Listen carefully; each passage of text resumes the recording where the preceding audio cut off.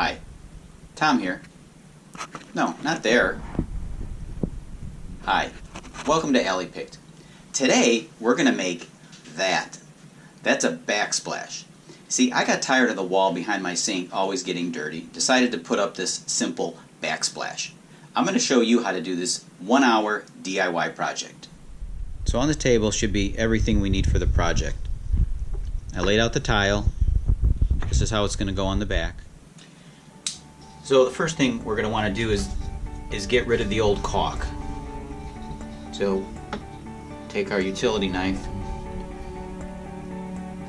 simply underneath, we're going to scrape it.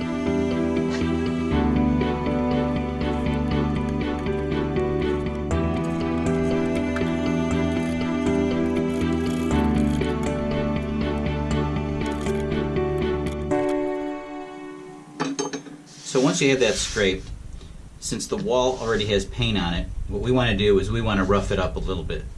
So we'll give the mortar something to bond to.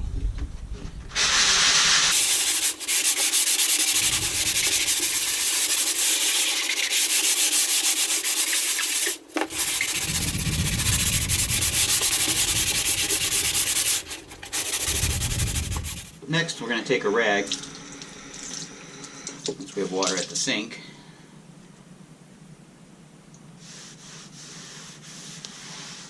clean it off.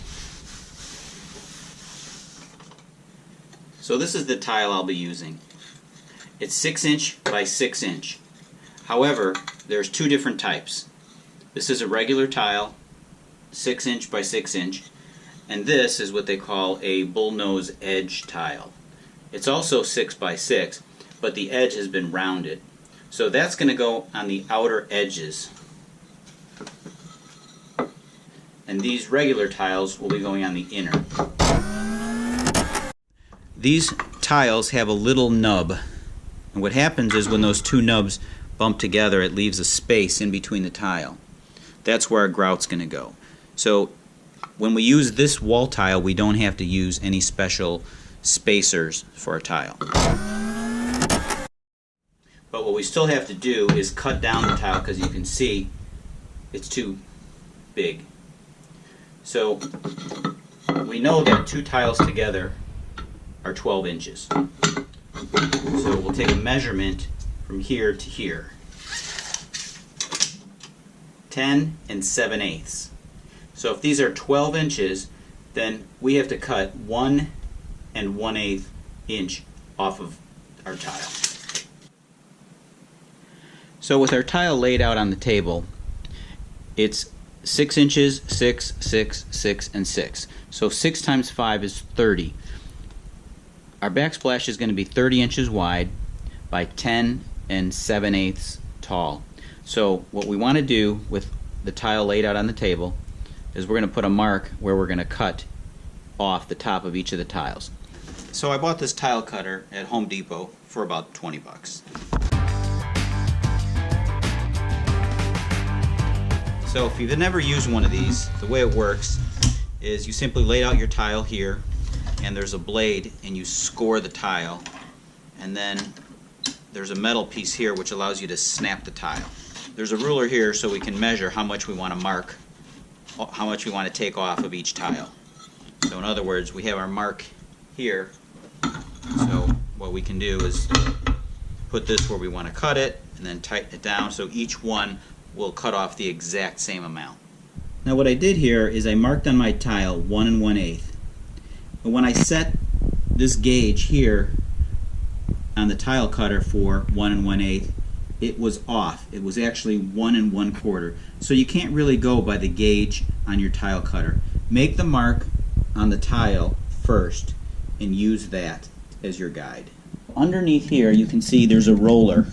It's a sharp steel wheel, and what that does is that will score your tile.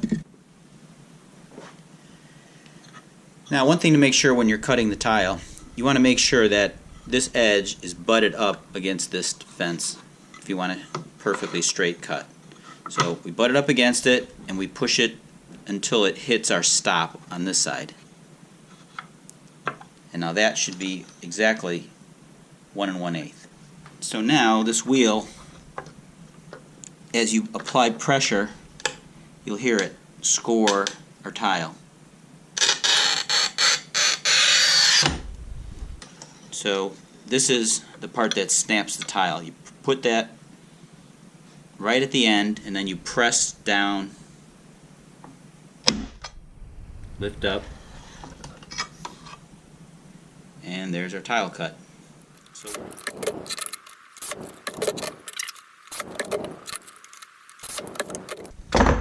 and we've got 5 pieces perfectly cut.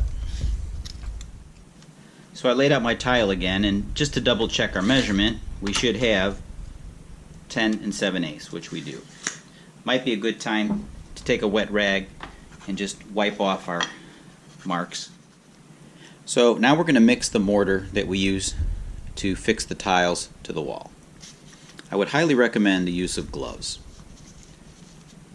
One time I was doing this with a friend and we were not using gloves, and his hands had a reaction to the mortar and they actually had bloody holes in his hand. So I would recommend using gloves. Ever since I saw that, I'm a firm believer in gloves. So how much do you make? Well, we have 12 tiles. So the answer is not a lot. It's really an estimate. If you overdo it, you end up throwing it away. If you underdo it, you mix some more.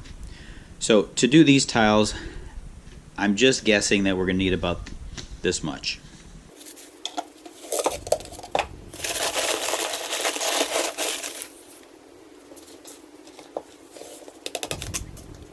And the next question, how much water? I don't know. Just enough. The key is, and I really never measure any of this stuff, it's all the consistency. You should end up with something that feels like and looks like peanut butter. Now some people say that you should add the powder to the water. In this case I added the water to the powder. Frankly, with this small amount, I don't really think it matters.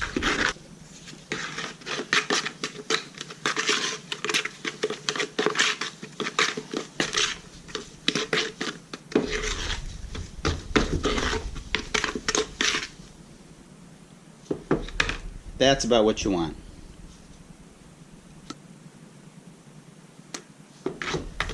I also have a 1/4 inch by 1/4 inch trowel. Now with the trowels, the larger the notch, the more mortar you would put on the wall. So this just puts the exact amount that you need for these tiles. Now, I know that my medicine cabinet is 29 inches. So what I did is I put a mark here 1/2 of an inch beyond the end of the medicine cabinet. So what I'll do is I'll start my tile here, and then when I place them in here, I know that the last one will end up 1/2 inch beyond the medicine cabinet on the left. So we have our mortar, and we're going to give it one last mix before we begin. There we go.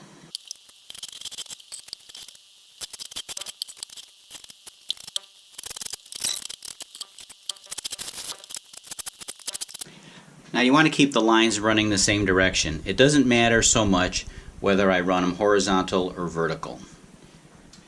So I'm going to start on the right side because I had a mark here.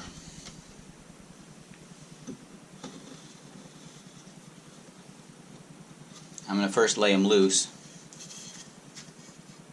until I line this one up with my pencil mark on the right. That's where it goes. Now with the lines going, in this case, with the lines going vertical, what you should do is move your tiles horizontal side to side slightly to get out the air pockets.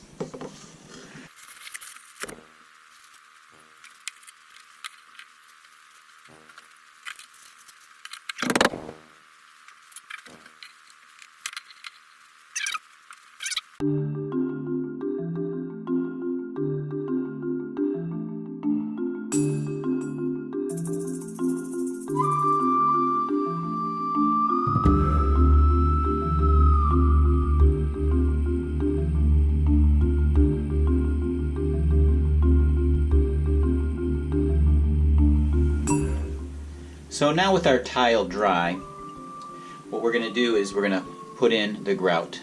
Now I have white grout we're going to put in between all the joints. So now it's time to mix the grout. What I have here is an unsanded grout. What's the difference between sanded and unsanded?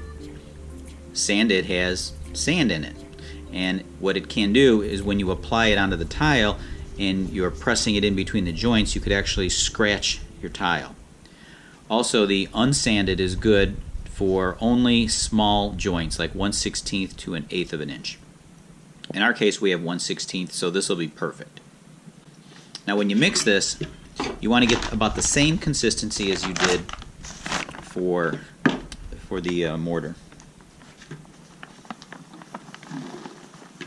And we're not going to need much at all. A 1/16 of an inch gap. We probably only need about a cupful, maybe a half a cup. So we'll try that.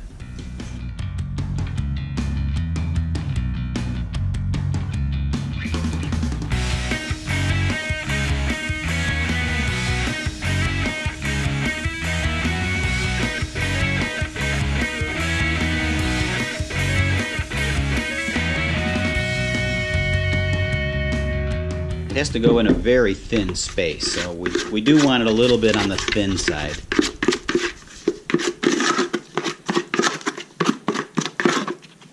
That should be good.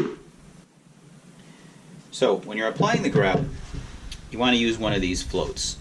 Now you can get these they're pretty inexpensive. There's some good ones. This one is a gum rubber grout float, and I find the quality of this one, it costs a few more bucks, but it seems to do a better job. It acts more like a squeegee when you're scraping it across the tiles.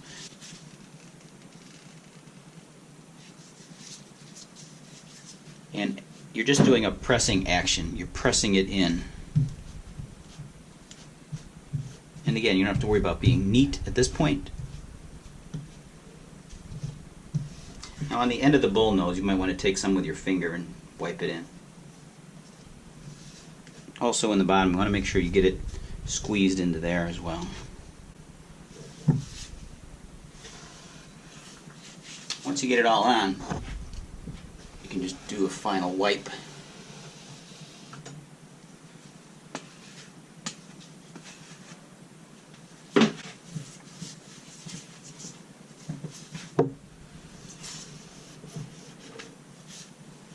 Now you can take a rag or a sponge.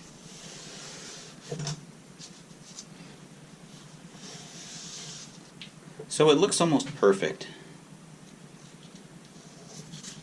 What you may want to do is with your finger just go over it to make sure it's all even.